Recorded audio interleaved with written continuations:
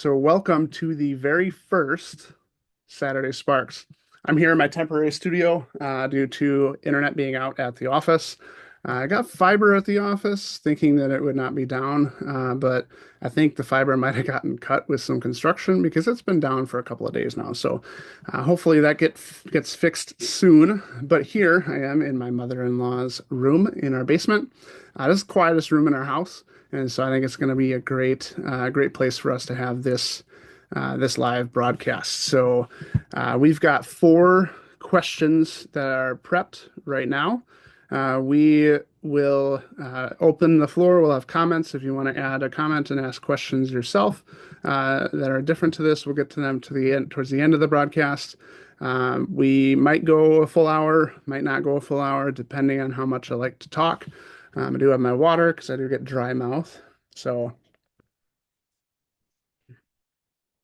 anyway, we are I'm super excited for this. So the purpose of this live broadcast and this broadcast series really is kind of to provide valuable insight and support to electrical contractors, smart home installers, low voltage pros, et cetera. And it even applies to a lot of home service professionals. So people who go out to people's homes, people's businesses to provide services in the trades. And so you can take some of these principles and apply them to that type of business as well. So I'm thankful to provide this as an opportunity, as another opportunity to touch base with individuals. We did a webinar last week. We'll still probably do a monthly webinar, but I do like this kind of live format on a weekly basis because for me, being able to get in front of a camera and present and share problem or like solutions to problems is one of my favorite things to do as a CEO and as an entrepreneur itself. And so I kind of modeled after some of the like Dave Ramsey type stuff, the EntreLeadership podcast where they've got callers that come in and that kind of stuff. And so at the moment, it's just kind of the two-way aspect is comments, and eventually we'll maybe do callers and inbound callers so we can answer some of those questions as well. But for now, this is how it is. So. A little bit about myself. So my name is Adam Bauer. I have more than a decade of experience with digital marketing, search engine optimization, web design and development, and a little bit of social media in there as well. And I started doing a lot of that freelance. And so I do that on the side. I would design sites, get them launched, and then be done with the relationship. Or I would write some content that's SEO optimized, publish it, and then be done with the relationship. And so uh, really didn't help my like I want to partner with businesses to see their growth and help them recognize that growth. And so that one-way transaction, one-off transaction just didn't suit me anymore. And so that's when I took the calling and I launched the Marketing Clerics with my best friend Brian Wires. If you're here, thank you for showing up. But yeah, so the Marketing Clerics, we are a digital marketing agency based in Hastings, Minnesota. I've been operating for about 2 years now. We at the moment we're serving a wide variety of clientele, and we are kind of shifting gears and focusing on one type of industry so that we can provide the maximum value and the maximum return for that specific industry. And so we are kind of trying to focus more on the electrical space, electrical contracting space, just because, well, one reason is because we are very punny guys, and electrical contractors have a lot of shockingly good puns to mention. And so we're really excited about this. Our whole marketing strategies around getting these types of businesses amped up and get their leads flowing and all that kind of stuff. And so anyway, the four questions that we have came in from actual electrical contractors this week. And so thank you to those of you who submitted these questions. I hope these answers will help you, and I hope they will help the broader audience as well. And so really it's a give back service. And so the first question that we have is comes from Bailey at Service Point Electric. They're local here in Minnesota. And Bailey is saying we're going to start marketing generator installs and sales and service. With the intent of the service shoring up some of the slower months, any insight you have on niche marketing would be great. Right now, I'm compiling customer comments, pain points as a reference.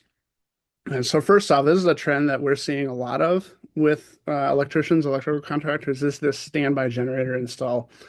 And one of the key things you want to do when you're focusing on niche marketing is you want to first understand the triggers. And you're doing really well at that. You're identifying customer comments, pain points, and that kind of stuff because the solution that you're selling is a solution to solve pain, and you're not just selling a product, you're not selling a service. And so when you're looking at trying to increase your sales with generators, you want to position it as you're solving a problem that they're facing. So every time the power goes out, they lose a month's worth of groceries and freezer stuff. They lose hundreds of dollars of produce and that kind of stuff. They are down. So maybe they have a home office and they're down for the time the power is out. And so they can't work, they can't make revenue, make money.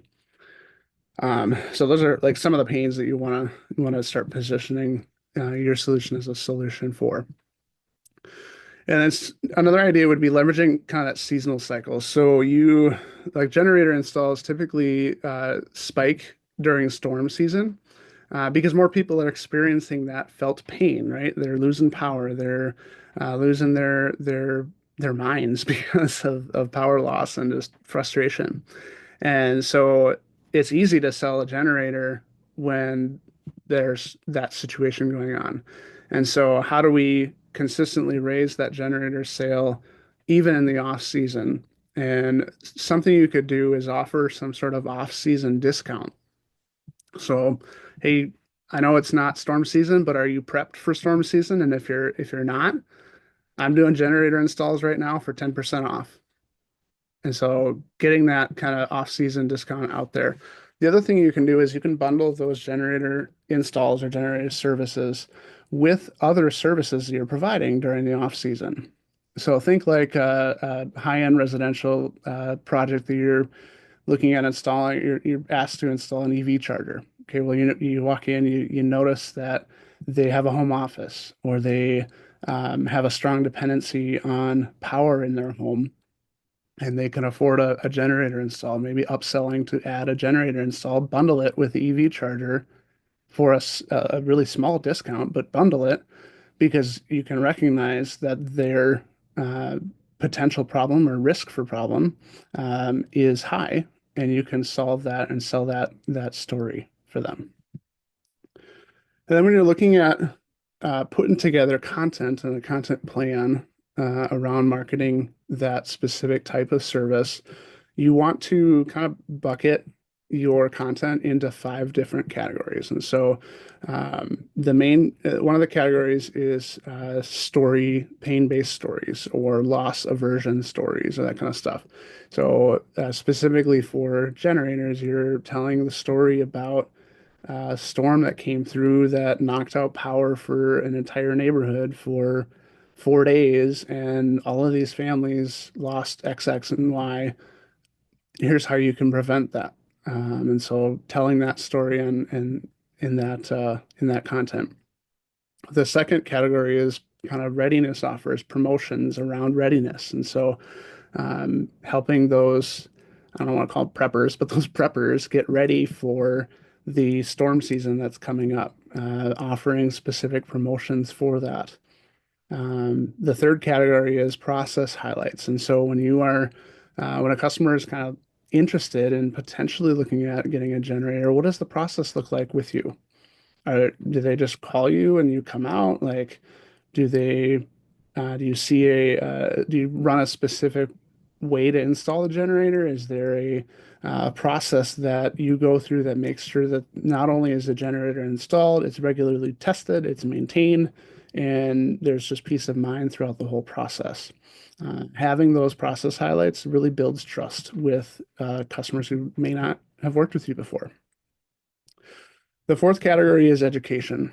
And you want to be careful with this one because if you're like me, you like to go in the weeds. You like to nerd out on the specs and the technology and all that kind of stuff. But when we're talking education here, we're talking mainly about educating on the risks of not having it, or the risks of potentially installing it incorrectly, or the risks or the maintenance schedule. Like what does it look like to maintain a generator? Keeping it high level. Don't talk about wattages, amperages, all that kind of stuff, because you're going to lose your audience. You're going to lose interest in that. And then the fifth category is probably one of the most helpful ones, and that's testimonials or before and after stories. And so testimonials, there's kind of two stages. So the stage one testimonial is I'm going to take it right from a Google review and I'm going to copy it, paste it, and put it on my social media. If you're not doing that, do that. The second stage, or the level up from that, is before and after stories. And so you can do this one of two ways. You can get your customer on like a Zoom call and do an interview based testimonial. And so you ask them, okay, well, what was it like before you had a generator? What did you experience before your home had a standby generator for constant power? And now how is your life different now that you have that? And so getting their raw answers helps other customers understand the value and what that brings to them more than just the technology, right?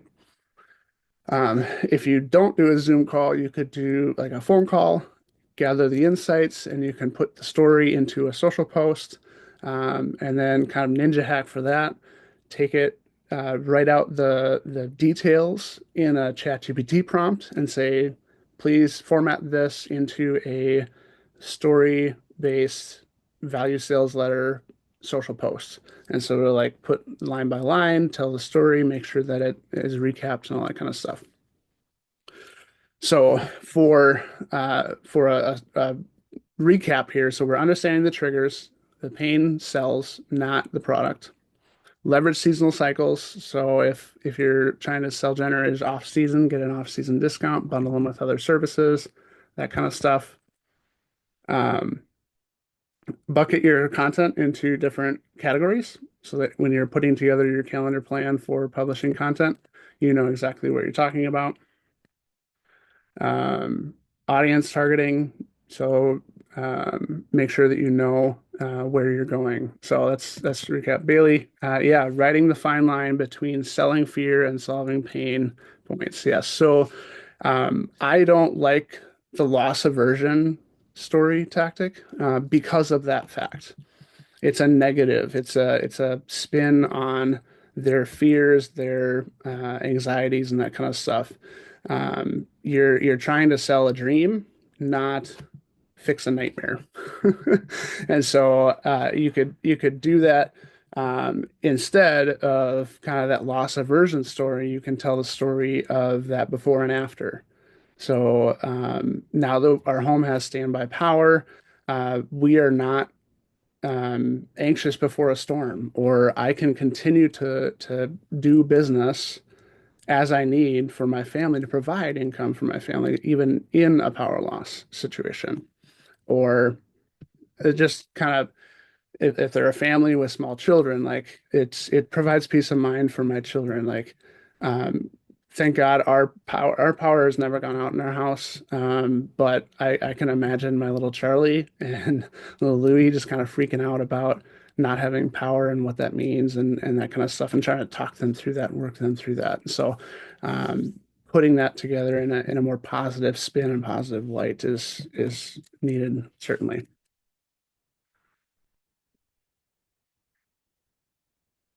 Two more things on this question, Bailey, for you, and welcome all who have recently joined.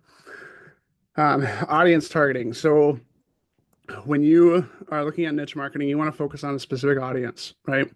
And so for generator installs, typically you want to focus more on that rural or semi-rural communities. For example, my father-in-law lives out in Reading, Minnesota. Shout out to you, Burdell, if you're watching this. And he lives on the end of a power grid. And so when power goes out in his on his home, his farmstead, he's like the last person to get power back. And so he, like several years ago, he had lost power and he was out for 2 weeks. And fortunately, he had not a standby generator, but he had a generator that he kept fueling and running and that kind of stuff to get at least to keep the fridge going and the freezer going and that kind of stuff. But having a standby generator that automatically kicks on that works in that situation would be a lot more better for him. Secondly, is kind of high property value neighborhoods. So if you identify some zip codes that have kind of $1 million homes, they typically are more likely to recognize the value of constant power. Oftentimes they have home offices and really expensive like home theater systems and that kind of stuff, and just the convenience alone is beneficial for that audience. And lastly, business parks. So if you're focusing on, if you do any commercial installs, businesses and downtime don't mix at all. And there's actually a really good story you can tell around business and downtime because oftentimes when businesses are down, they're losing revenue. And so there's a really easy way to prove that return on the investment by comparing where they would be down, how much lost revenue they would have, and the like. And then finally, just a little tip for you. When you are looking at selling generators and installing generators, it's not just a sale, it's an anchor for an ongoing relationship. And so this is very similar to some of the things that Alex Hormozy goes through is you want to get your customer hooked on to you as a provider, as a partner, and you can do that with generator sales by offering maintenance plans from the very beginning. And so oftentimes generators are new to customers. They may have done their research a little bit, but they don't really know how to maintain them. They don't know how to test them, all that kind of stuff. And so offering a service where you come out, do a tune-up on an annual basis. You come out every quarter, you do testing. So you cut their mains and test the generator, make sure everything's going. And offering that as a continued service keeps them in the forefront of their mind. Yeah, thanks Bailey for showing up. Appreciate it. So that's Bailey's question. Hopefully it helps others as well. I know I've talked to several contractors that are ramping up their generator sales because it is something that is high profit and very easy to install and get running. But it's also really high benefit for customers, right? And at the end of the day, we just want to serve the customers well and give them what they need. All right, I'm going to take a short break here, take a sip of water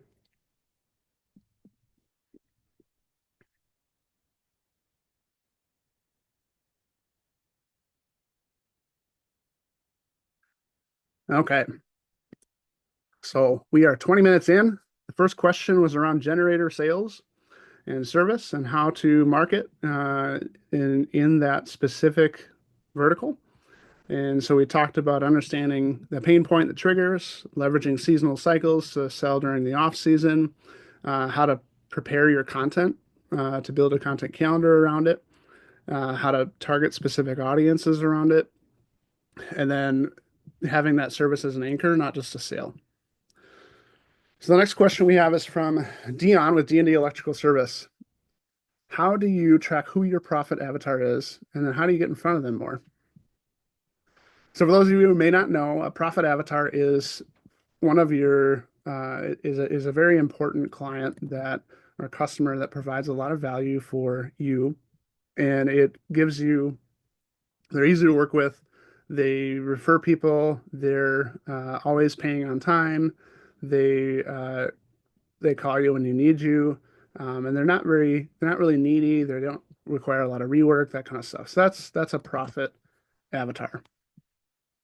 So, and how do you get in front of them? That's a great question. So the first step, how to track who your profit avatar is we're going to require a little bit of digging in your data. And so if you're not into data analytics or understanding your data much, find someone who loves that stuff.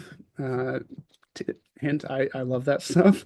I love spotting patterns and stuff. So What you're going to do is uh, take that person or you, and the first step is pull the last 12 months worth of jobs. And so, before I get into it, really this profit avatar concept and getting in front of them more is geared more towards those contractor, those tradesmen that are kind of hit at like near or at that $1 million revenue mark and wanting to grow beyond that. Because it requires a lot of data that you might not have if you're starting out. And so you want to pull the last 12 months worth of jobs and you put them in a spreadsheet. You write them down, you put them on sticky notes, however you want to do it. And you want to ask the following questions of each of those customers. You want to understand how much revenue that customer brought in, how much repeat business they brought in. You want to have a subjective analysis of how easy they were to work with. You want to have an understanding of if they required a lot of rework or hand holding during the process. They're very needy, that kind of stuff. And then lastly, did they refer anyone? Are they bringing you more business? So when you have those answers, then you want to rate them green, yellow, red, kind of stoplight. So the green customers are going to be the ones that are highly profitable. They're easy to work with. They're repeatable. They come to you more frequently than others. They're referring other customers to you. They always pay on time. They never balk at the pricing, that kind of stuff. So they recognize the value. The yellow customer is kind of your average Joe Schmo. They're fine, but they're not special. They recognize that it costs money to repair electrical work, and they're going to pay it. They're not going to question it, but they're not going to necessarily see all the value in it. And then the third rating is red. So these are customers that were very difficult to work with. They required you to go out and rework a lot of your stuff.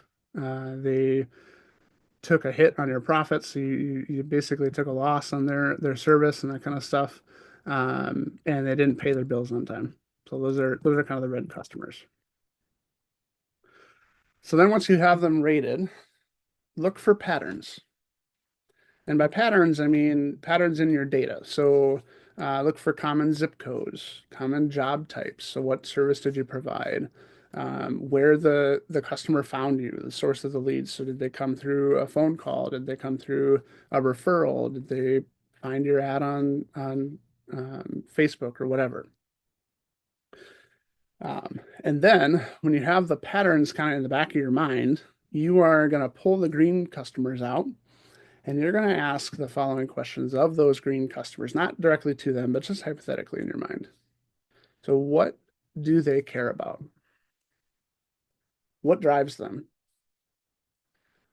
What was happening in their life when they called you? Was there a certain situation that prompted them to reach out to you?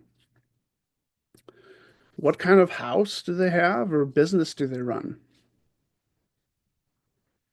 So are they business owners? Are they living um, in a good home or an expensive home? Where do they live? So zip codes and that kind of stuff. Are they in a higher end neighborhood, or are they maybe they're just middle income neighborhood, and it's just they are good people. What platform did they come from? So did they find you on social media, Facebook, TikTok, or whatever? Did they find you through a Google search? Did they get referred to you? So take those items and recognize and identify them. And the next step is identifying the customer journey to you and reverse engineering it. And so your customer journey, one second.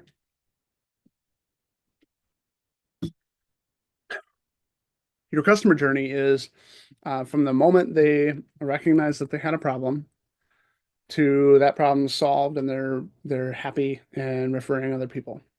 And so everything in between. So when you're trying to find that reverse engineer that journey, you want to find out how they found you. Was it a referral? Was it a Facebook post that you made? that kind of stuff. What did they search? So did they search find you on Google, and what keyword did they search? When they called you, what kind of language did they use? What did they say? What did they ask about?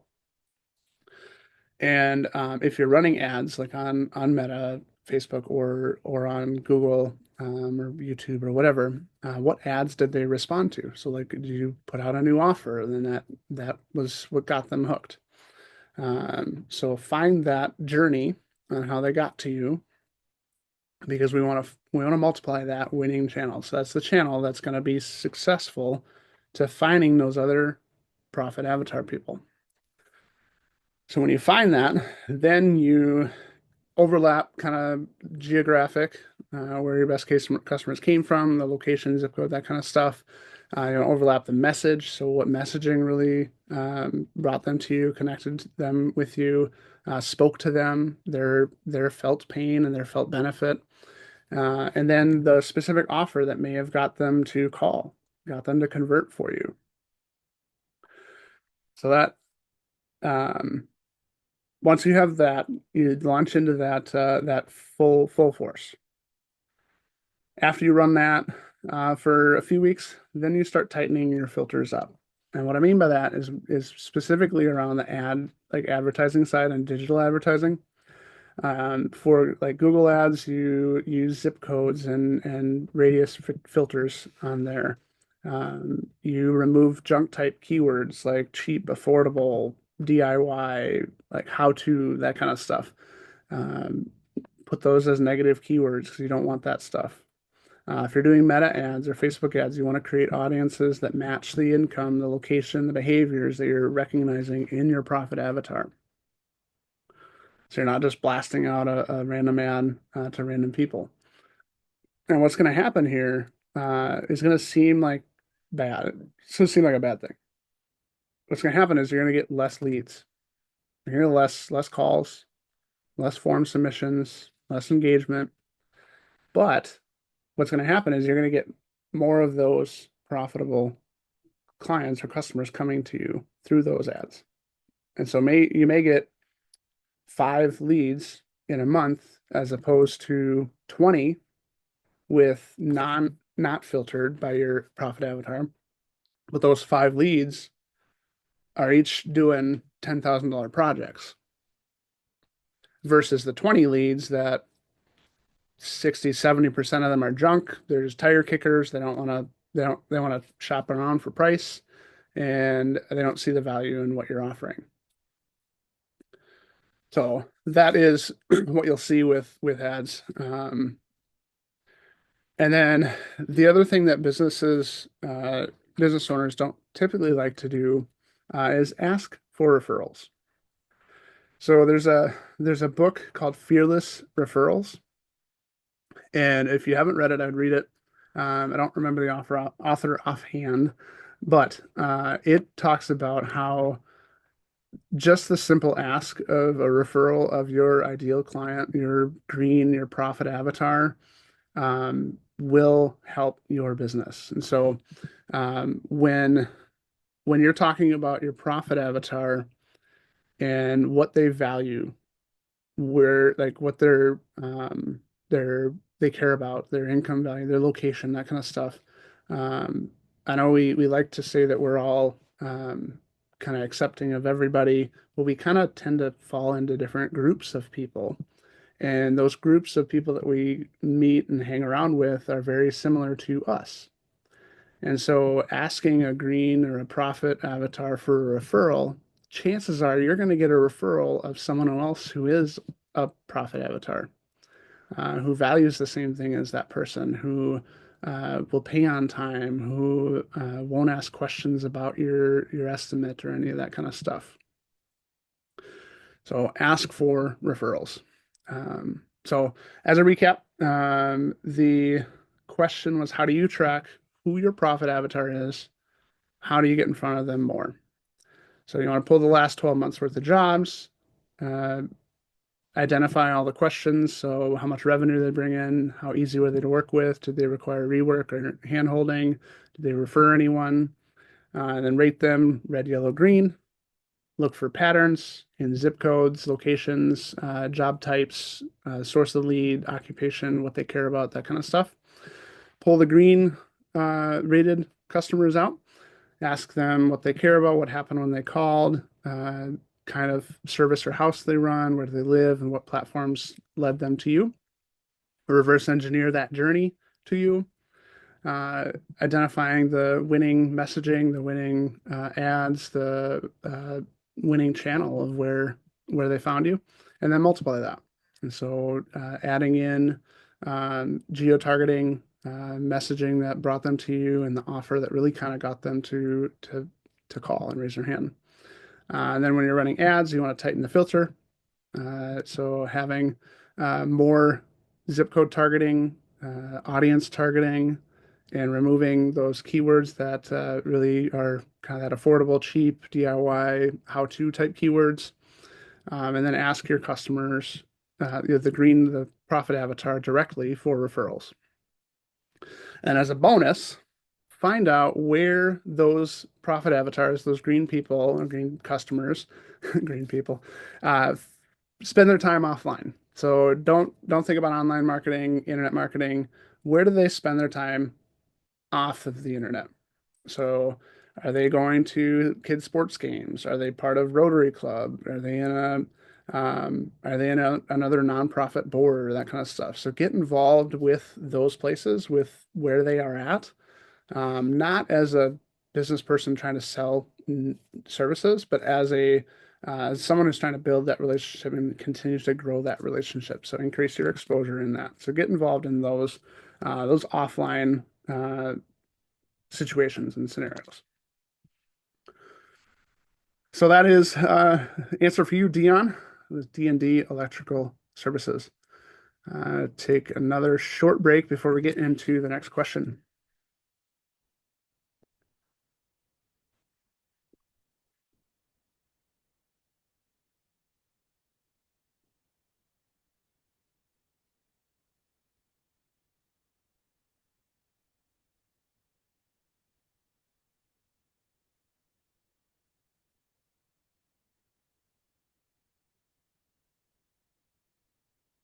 Okay. The last question was from Dion with D&D Electrical, wondering about Profit Avatar. If you're interested in that, rewind and take a look at that, just like that old VCR tape, VHS tape. The next question we have comes from Drake at Elliott Electrical. How do I find and penetrate untapped product and service markets? I've been pushing hard on EMS systems and even more advanced lightning and surge systems, and I've gotten no bites. So, Drake, one of the things we often find is with technology is that new technology often fails not because it isn't valuable, but because the market doesn't yet feel the pain that it solves. That means either we need to create urgency around the solution, or we need to enter through a door that they already care about. So we want to tack on to some pain that they already feel that we can solve. This is an example of this. Anyone remember Google Glass? So Google Glass was released in 2013.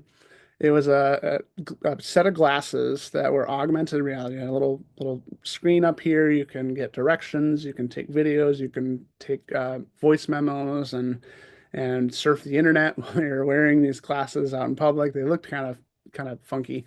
It was a very highly innovative technology at the time, and it really was the first of its kind to hit the market.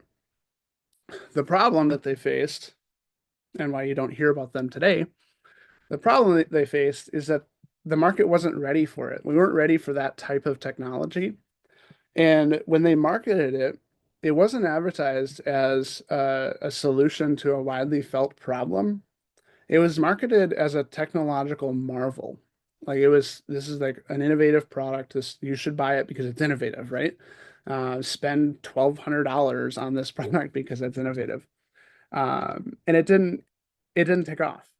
The other problem that it faced was it had privacy concerns. So for the first time in history, someone would be able to discreetly record a video of anyone else in the public without their knowledge. And that was like terrifying for the market. And so those are some of the reasons why Google Glass never took off. And it's relevant. I'll tell you about it as we go. But a side note, it's similar to a lot of other Google product solutions. Google is very their market strategy is more towards the nerd and the technology, and I'm going to market the technology over the problem solution. And because of that, a lot of the stuff is very innovative, but it doesn't like it comes too soon. And so you think about like Google Pay, and like Google Pay is now a thing, but before it was released like 5 years before Apple Pay came out.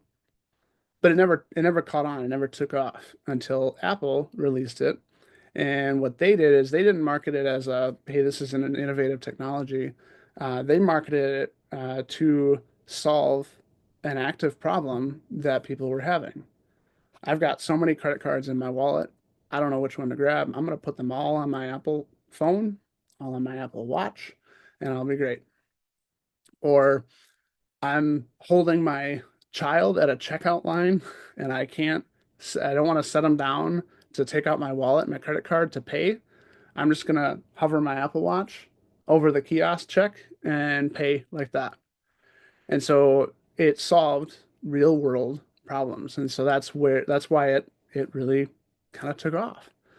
Um, it wasn't innovative by any means. It was technology that was already there, but they took advantage of the market and the market problem and solving that problem because the it was a perceived care of that person. So um, the old phrase goes, nobody cares what you have to say or sell until they know how much you care.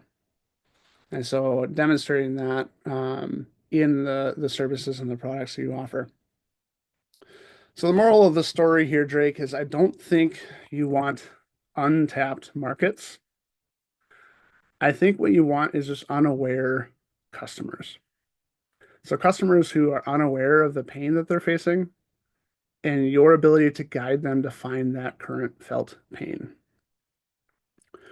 So one of the things you can do before you jump into any new untapped market or untapped offer, you want to test the waters a little bit. So test what the assumed pain is and ask your audience if it's real or just perceived. So posts like, ever wonder where your power goes? Or $30,000 in AV equipment fried in a second. Could it happen to you? And if you get responses and it resonates with your audience, then chances are you found the pain point of that your solution is going to solve.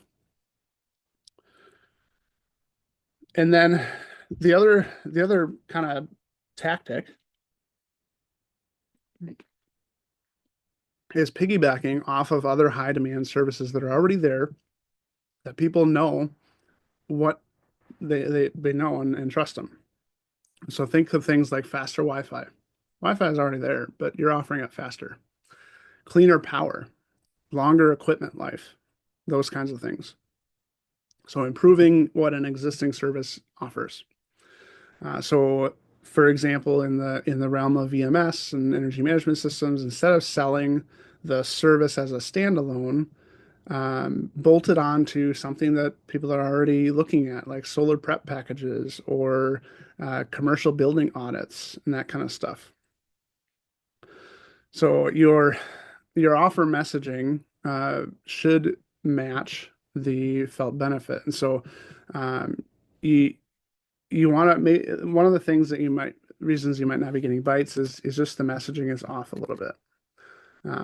Welcome to anyone that is joining. We're talking about messaging and Drake from Elliott Electrical around offering a new untapped service or product.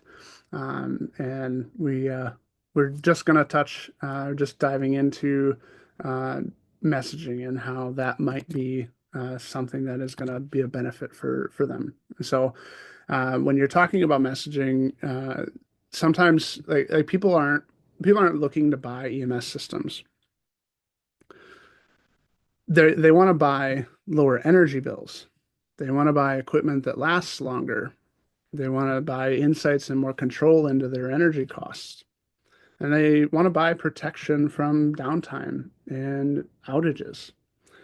So positioning the messaging more along those things, tying it into real world numbers. So, for example, the average commercial building, and I don't know if this is true, but the average commercial building leaks 15% of its energy through poor energy monitoring. And that equates to about $700 to $1,000 per month that you're losing because you don't have an EMS system in place. Um, and then another thing we kind of goes back to the first question is stories. Stories sell, not features. And so the tactic that I'm not a fan of, but the loss aversion tactic. So um, client telling the story of a client losing that $20,000 in AV equipment in one storm. Like having a surge suppression system would have stopped that. You can also tell stories about how a business has saved X amount of dollars in the past year because of their EMS system that we installed for them and configured for them. And so having that story is going to help those that product and that service sell more. And then whenever you're looking at untapped markets, you always want to take a look at who you're selling to. So you build what's called a persona or avatar, that kind of stuff. So identifying who your ideal customer is. For this one, it might be commercial clients or high-end residential. It could be HOA boards or property investors, so like multifamily dwellings, that kind of stuff. And then identifying how to get in front of them. So having strategic relationships with realtors, with property managers, even partnering maybe with a smart home installer or someone who installs like high-end technology into homes. So approach one of those companies and say, hey, it if you're going to install a $50,000 home theater system, that customer is probably going to want some sort of surge protection on that service and maybe even a generator, right? To keep it up during power loss. Um, and so I'm going to offer you a 25% discount to sell that service to the customer at retail cost, and then you can keep that 25%. So I'm getting paid from you, you're getting paid from the customer, you get that 25% cut, and it's basically like a referral bonus for you. And so finding those strategic partnerships and relationships is helpful for this type of things. At the end of the day, if you're not getting any bites, you may not need to switch the product or find a different service. You may just need to change the promise that you're offering and find a better hook to get people to raise their hand. So in summary, for Drake, how to capture and penetrate untapped markets, services.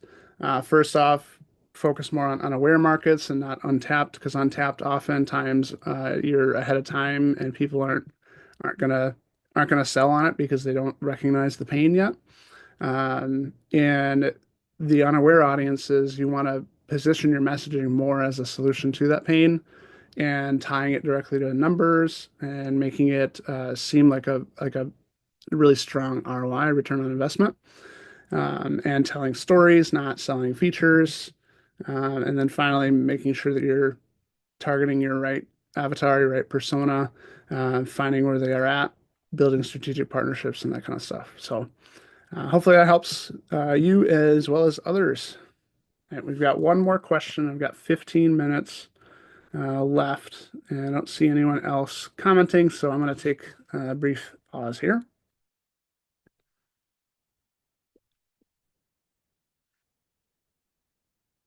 Almost out of water.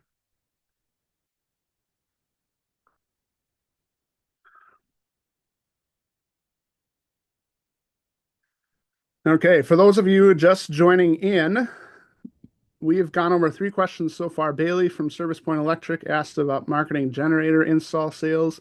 If you missed that one, rewind, take a look at it. It was gold.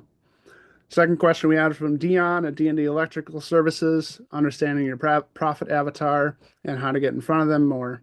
This is great for those electricians that are kind of nearing that 1 million mark or a little past it and want to scale and grow quickly. And then Drake from Elliott Electrical was asking about untapped markets and services and how to jump into those. So take a look at those before we as we jump into the last question here. The last question is from Bill at Red Dirt Electric. Thank you for sending this one in, Bill. How come my Google visibility is so variable depending on who I ask to search electrician near me?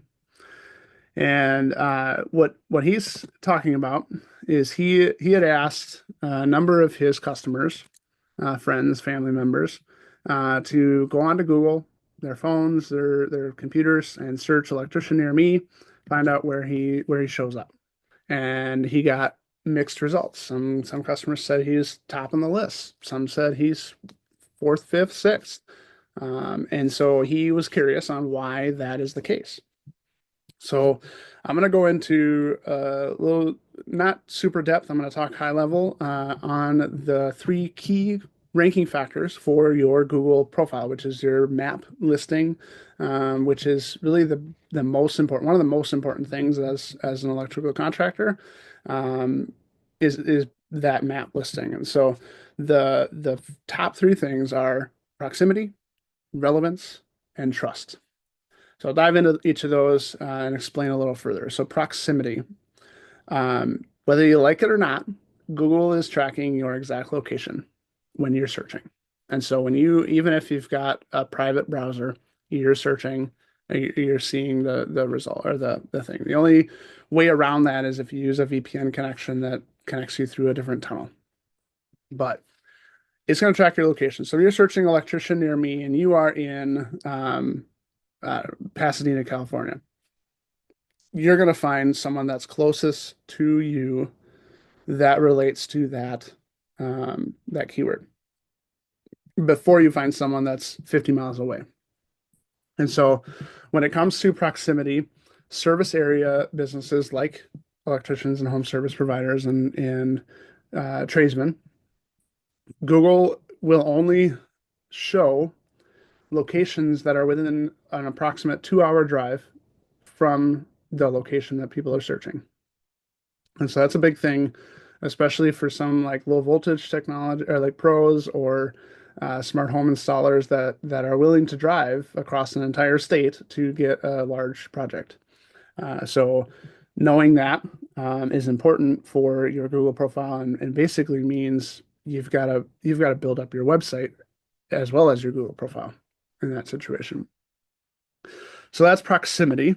The other one is relevance. The second one is relevance. So if you have electrician in your description, having your primary and secondary categories fully baked out with electrical stuff and the services you provide, having the services baked out, so every service that you offer, and having reviews that mention that electrician, that keyword, or whatever they're searching, having regular posts that talk about that, that's all relevance. And so Google wants to show profiles that match the searcher's intent and what they're looking for. Because if they don't, they're not going to make any money. And then third is trust.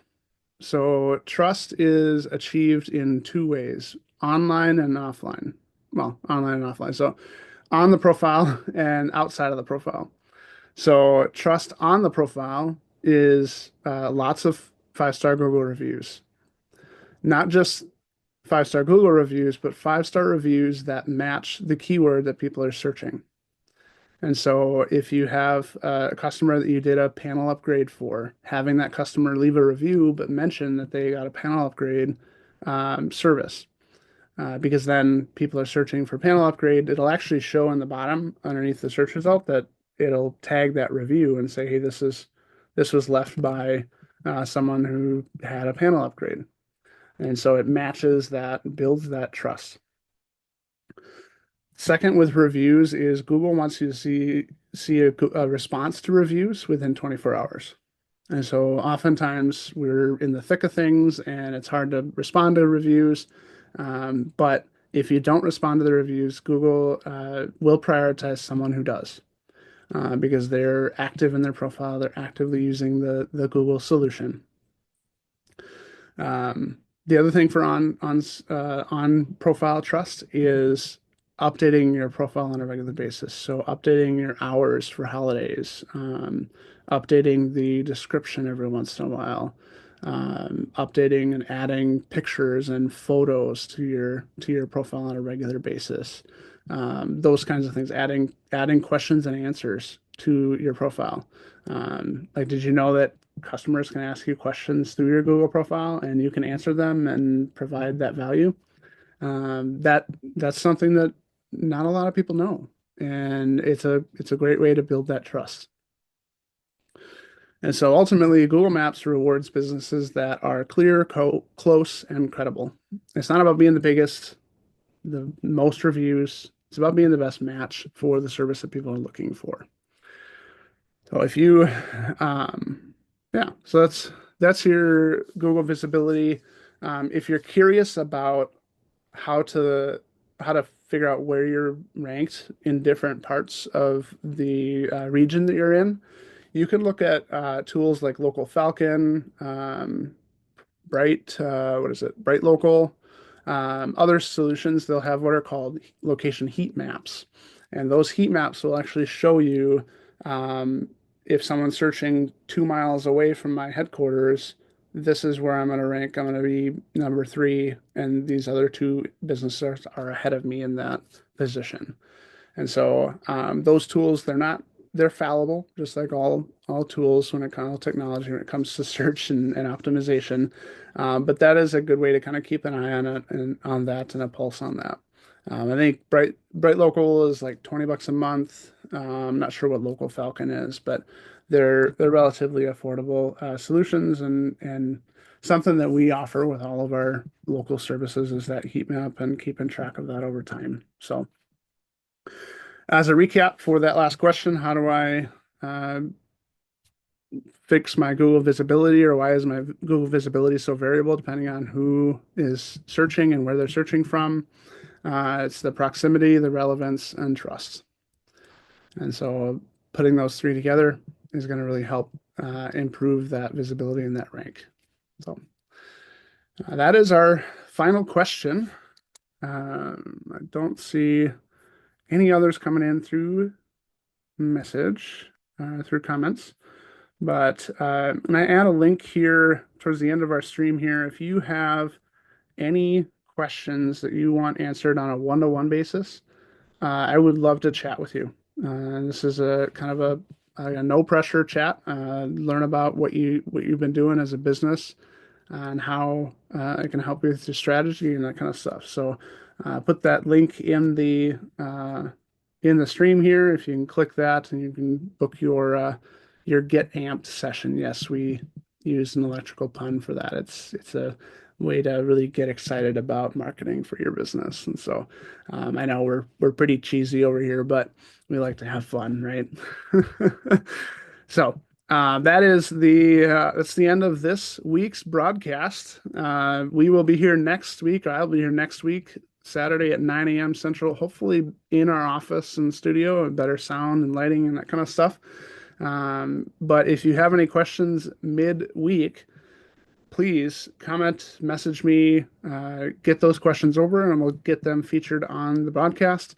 Otherwise, you can attend live and add your comments and your questions there, and I'd be happy to answer them and provide that value for you guys. So we'll be pulling this offline as well. We're going to put it on Facebook at the moment. We're going to, I'm actually recording it in Zoom here. We'll put this out on our YouTube channel. And it will also be kind of spliced up into shorts we'll put out.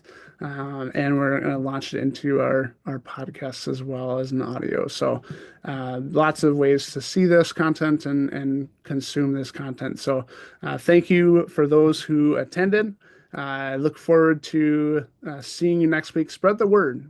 If you know anyone that's in the trades that could use help with marketing or has marketing questions that agencies require you to pay money to answer, I'm here to answer them for free. So See you next week, Saturday at 9 a.m. Central. Same channel, same location.